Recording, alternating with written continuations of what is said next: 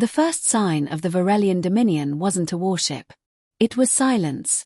At the edge of the Asterline system, where thin light skimmed dust lanes, a ring of listening boys watched the dark. For 7 quiet years they had catalogued hydrogen hiss, pulsar ticks, and the steady murmur of commerce.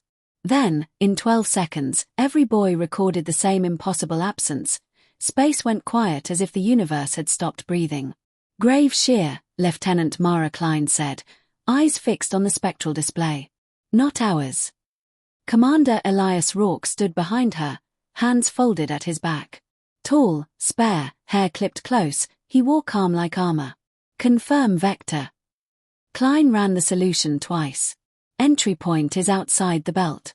High inclination. They're coming in above the plane." "Bold," Rourke said. "Or experienced." Across the bridge of Station 19, an armored wedge bolted to an asteroid, alarms rose in disciplined layers. The station didn't scream. It notified. It prepared. On the main screen, darkness tore open. A ripple of violet lensing bent starlight into a curved scar, and the first Varelian ship slid into real space like a blade leaving a sheath. It was enormous, its hull facetted and lacquered, pale sigils etched along the flanks. When it rolled, weapon spines caught the sun. Klein exhaled. "That's not a raid." "No," Rourke said. "It's a statement." He keyed comms. "All Asterline defense units, this is Commander Rourke. Dominion fleet entering. Activate net black. Get civilians underground. No heroics."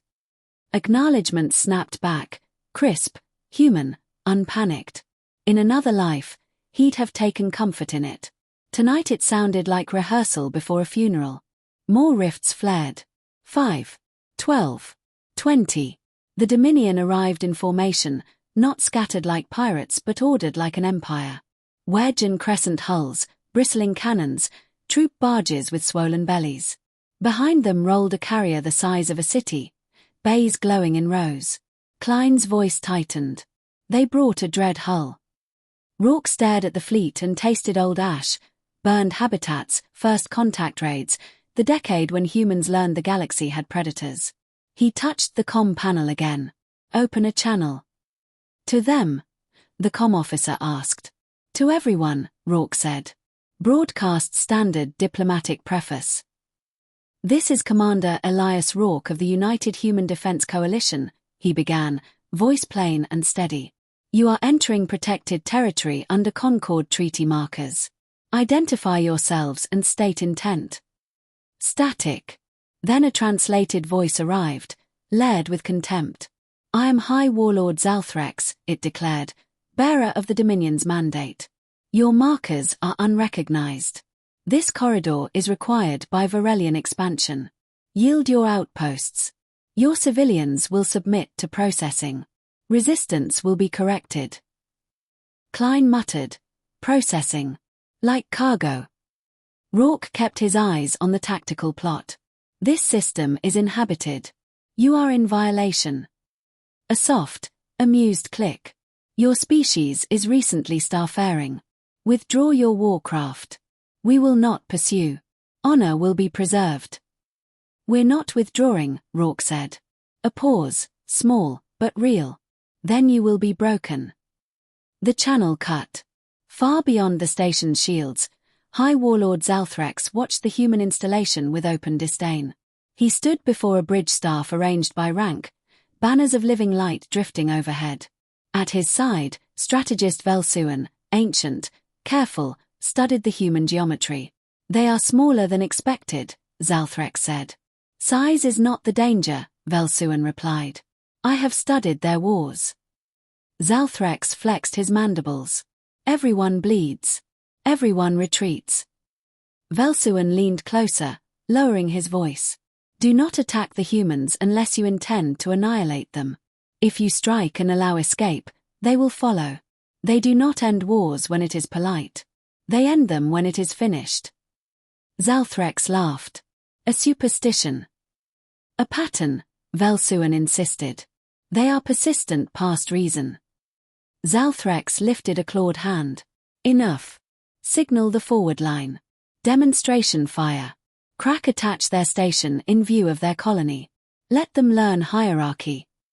Orders flowed. On Station 19, the first Dominion beam hit without warning, a lance of white heat that slammed into the shield bubble. The station shuddered. Consoles flickered. A groan rolled through the hull. Shields at 80. Klein snapped. Return fire, Rourke ordered. Human railguns answered.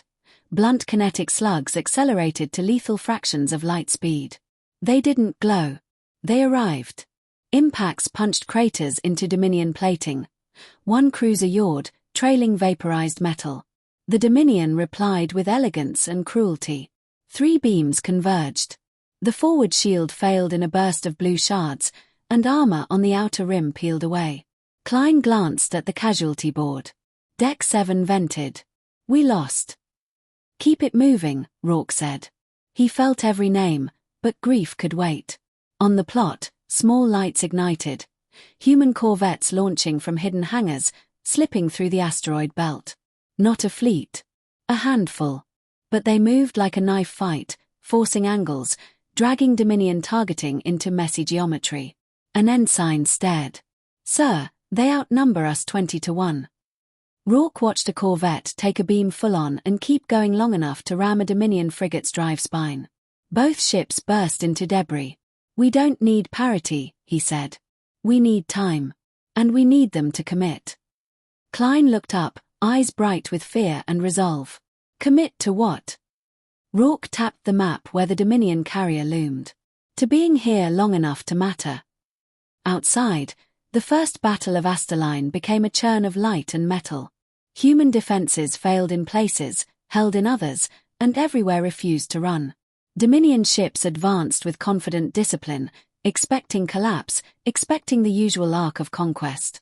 Instead, as Station 19 burned and the corvettes kept charging, an encrypted transmission left Rourke's console, slipping through the noise into the wider network. Net black active. Civilians sheltered. Enemy committed. Then a second line, personal, for fleet commanders waiting beyond the system's edge. They came in praying we'd leave. Make sure they learn we follow. Rourke lifted his gaze to the Dominion flagship glittering in the distance. Welcome, he murmured. Now you're in it with us, for good. The Dominion expected the humans to break. That was the mistake that shaped everything that followed. 3 hours after the opening exchange at Asterline, the Varelian fleet adjusted formation and pulled back from the asteroid belt, engines flaring in disciplined arcs. To any other species, it would have been obvious, a tactical withdrawal. The humans had bled. Their station burned. Several defense craft were gone. The proper response was survival, patch hulls, mourn losses, rebuild. On the bridge of the Varelian flagship, High Warlord Zalthrex watched the human position shrink on the tactical display. Satisfaction rippled through his mandibles. They will cling to their debris, he said. We have shown dominance. Strategist Velsuan did not answer. His eyes remained fixed on the long-range sensors. Zalthrex noticed the silence. Speak. The humans are not regrouping, Velsuan said slowly. They are moving. Zalthrex turned. Clarify. Sensor glyphs blossomed across the holo. Small, sharp signals detached from the human perimeter, not retreat vectors, but pursuit curves. Fast. Direct. Reckless. They are following us, Velsuan said. Zalthrex scoffed. With what? Their fleet is broken. They are not sending a fleet, the strategist replied. They are sending hunters. Commander Elias Rourke stood aboard the strike cruiser Grey Knife, watching the stars stretch as the ship leapt into pursuit. The bridge smelled faintly of scorched insulation and antiseptic. No one spoke unless necessary. Asterline burned behind them. We lost Station 19, Lieutenant Klein said quietly. She had transferred aboard with the last evac shuttle. Her hands trembled once, then steadied. Final automated burst went dark 12 minutes ago. Rourke nodded. They bought us the window. Ahead, the navigation plot showed the Dominion retreating toward a relay corridor, a predictable move, safe lanes mapped centuries ago. Rourke's mouth tightened. They think space is polite, he said. They think it ends at the edge of a system. Captain Imoni Okoye, commander of the Grey Knife, leaned back in her chair. Orders. Shadow them, Rourke replied. Don't engage yet. I want their habits. They'll notice. Yes, Rourke said. I want them to. The first human ambush did not come with weapons fire. As the Dominion fleet exited the system, its rear escort vanished. One moment the cruiser Spear of Dawn held formation. The next, its drive core spiked and collapsed inward, folding the ship into a brief, silent knot of light. Debris scattered like frost. What struck it? Zalthrex demanded. No energy signature, an officer replied, voice tight. Delayed mass detonation. Embedded device. Velsuan felt something cold settle behind his eyes. They seeded the gravity wake. They mined hyperspace. Zalthrex snapped. That is forbidden. They do not seem to care, Velsuan said. The fleet accelerated. That only made it worse. Human pursuit craft stayed just outside weapon range, darting into sensor-blind spots, releasing drones that did nothing except watch. They learned firing patterns, power cycles, crew response times. When Dominion point defense opened up, the drones exploded, not violently, but in clouds of reflective debris that confused targeting for precious seconds. Seconds were enough. A logistics tender lost pressure. A fuel carrier's navigation vanished, forcing it out of formation. Human corvettes surged in, struck the exposed drives, and disappeared before escorts could respond. Why do they not commit? Zalthrex roared. They are committing, Velsuan said softly. Just not to battle. 3 systems later, Dominion morale cracked. Human ships never attacked the strongest targets. They killed fuel, sensors, messengers. They cut data lines and left false signals pointing nowhere. When a Dominion cruiser finally turned to fight, the humans disengaged instantly, vanishing into debris fields they had already mapped. On the Grey Knife, Rourke studied the captured telemetry scrolling past. They reroute power during acceleration, Klein said. That's when they're blind. Rourke nodded. Log it. We'll need it later. Okoye glanced at him. Later implies this isn't over. Rourke didn't look away from the screen. They crossed into protected space and tested us. This doesn't end until they can't do it again. A junior officer swallowed. Sir, how far do we follow? Rourke met his eyes. His voice was even, almost kind. As far as it takes. The warning finally spread through the Dominion fleet, not as an order, but as fear. Whispers moved between ships. Reports contradicted doctrine. Retreat was supposed to create distance. Instead, distance multiplied losses. On the flagship, Velsuan stood before Zalthrex with no trace of deference left. We must disengage fully, the strategist said. Scatter. Abandon the corridor. That would disgrace us, Zalthrex hissed. Disgrace is survivable, Velsuan replied. Extinction is not.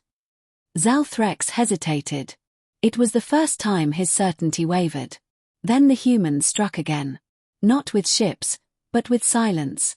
Every Dominion vessel lost long-range communications at once. Relays went dark, replaced by a single human transmission, open and unencrypted. We see you. The message repeated every 60 seconds. No threats. No demands. Just presence. Zalthrex stared at the display as if it had spoken his true name. They want us afraid, he said. Velsuan shook his head. No, Warlord. They want us to understand. The first Dominion captain to attempt an independent retreat never made it past the jump. Human charges detonated inside the hyperspace envelope, shredding the ship as it transitioned. The destruction echoed across every Dominion sensor feed. The humans did not cheer. They logged the data and adjusted their models. On the Grey Knife, Rourke watched the kill confirmation appear, then fade. Send the update, he said. To whom? Okoye asked.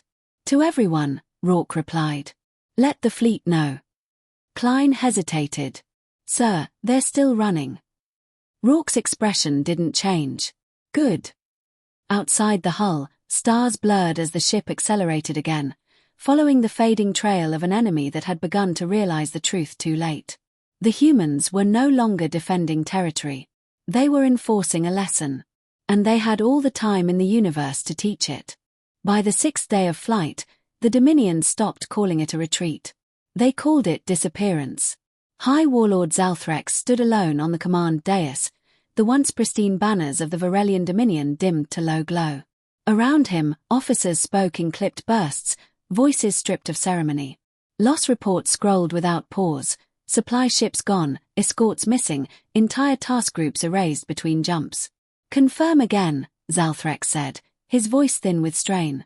How many vessels failed to arrive? The sensor master hesitated. 7 confirmed. Warlord. 3 more unaccounted for. Zalthrex's claws tightened. Unaccounted is unacceptable. They are gone, the officer said. No debris. No signal. Just absence.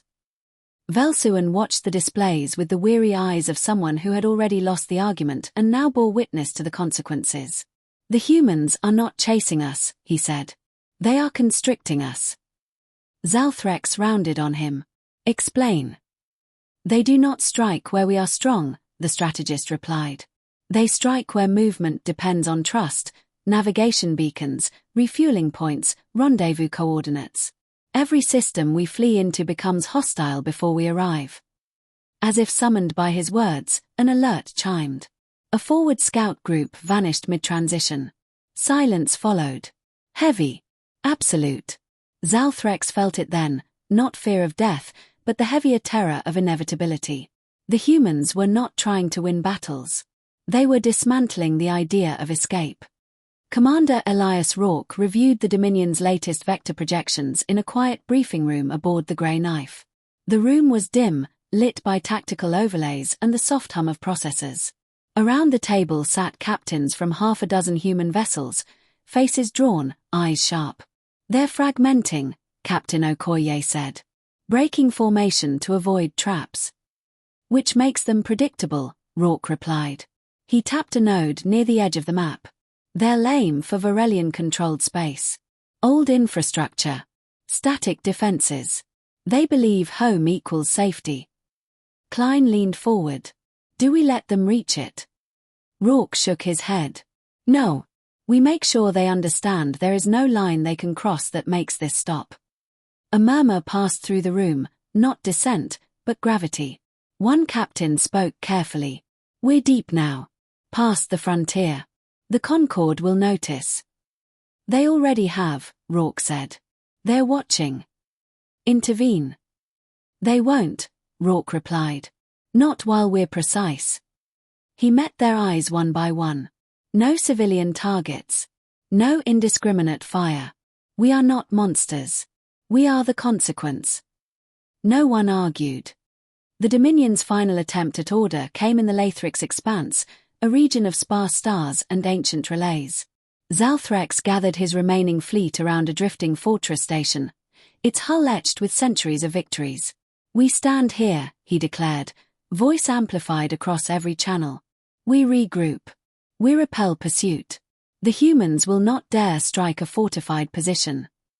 For the first time since the invasion began, applause echoed across the bridge. Velsuan said nothing. The humans arrived 12 minutes later. Not as a charge. Not as a siege. They arrived as silence. One by one, the Lathrix relays went dark. The fortress station lost external sensors. Internal systems lagged, then stuttered. Power rerouted without command. What is happening? Zalthrex demanded. Unknown interference, an officer replied. They're inside our network. How? They are using our own maintenance protocols. Outside, human ships emerged from shadowed vectors, not firing, simply positioning, blocking exits, mapping angles, waiting. Zalthrex felt the fortress become a trap. Open a channel, he snapped. The screen shimmered. Commander Rourke appeared, his face pale in the low light, eyes steady. This is High Warlord Zalthrex of the Varelian Dominion, Zalthrex said, forcing strength into his voice. You have proven your resolve. Withdraw now, and this conflict can be. No, Rourke said. The word landed without heat, without malice. It was worse than anger. Zalthrex bristled. You are far from your territory. You have made your point. Rourke tilted his head slightly. You crossed into ours. You tested our response. This is the response. You will gain nothing from our destruction, Zalthrex said. Rourke's gaze didn't waver. We gained certainty. The channel closed. Moments later, the fortress station's primary reactor failed. Human strike craft surged in, not to annihilate, but to disable. Precision shots crippled engines. Boarding torpedoes punched through armor seams. Dominion troops fought bravely, honorably, and lost methodically. Zalthrex watched his fleet die in pieces. Hours later, as the last Dominion warship burned against the stars, Velsuan stood beside Zalthrex in the ruined command chamber. I warned you, the strategist said, not unkindly. Zalthrex's shoulders sagged. They do not fight like us. No, Velsuan agreed. They remember like us. A final alert sounded, human vessels withdrawing from immediate range, maintaining a distant perimeter. They're leaving, Zalthrex whispered. Velsuan shook his head. They are allowing survivors to flee. Hope flickered. Then the strategist added, so they can watch where we go. On the grey knife, Rourke observed the shattered remains of the Dominion fleet drifting through the Lathrix expanse. They'll run, Klein said. The ones left. Rourke nodded. Yes. And then? Rourke folded his hands. Then we finish what they started. Outside the viewport, human ships adjusted course, aligning with the faint trails of retreating enemies. The hunt was no longer a tactic. It was policy. And the galaxy, watching in silence, began to understand why no one warned the humans to stop. The last refuge of the Varelian Dominion lay near a dying star. Its light was red and thin, stretched to weakness, casting long shadows across shattered orbital platforms and half-powered defense arrays. Once, this system had been a symbol, an anchor point where Dominion fleets regrouped after expansion campaigns. Now it was quiet, stripped of traffic, its comm relays deliberately silent. High Warlord Zalthrex stood on the observation deck of his flagship, staring at the swollen star as if it might offer judgment. What remained of his fleet hung close, engines idling, crews exhausted beyond ritual or pride. No banners glowed. No formation held. They are still behind us, an officer said softly. Zalthrex did not turn. How far? Close enough that we cannot jump without them knowing. Of course. Humans never rushed the end. Velsuan approached, moving with care. The crews are asking for orders. Zalthrex let out a brittle sound. Orders, he repeated. I ordered an invasion. I ordered a retreat. I ordered resistance. He finally faced the strategist. None of it mattered. Velsuan inclined his head. It mattered that we chose them. Before Zalthrex could respond, the alert chimed, not a warning, but a notification. A single incoming transmission. Open channel. No encryption. The human commander appeared on the screen. Commander Elias Rourke looked unchanged, no triumph, no visible anger.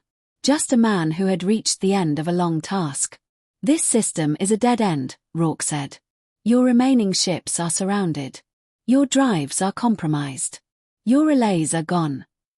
Zalthrex lifted his chin. You have won. Take your victory and leave. Rourke shook his head. We didn't come for victory. A ripple of unease moved through the Varelian bridge. What do you want?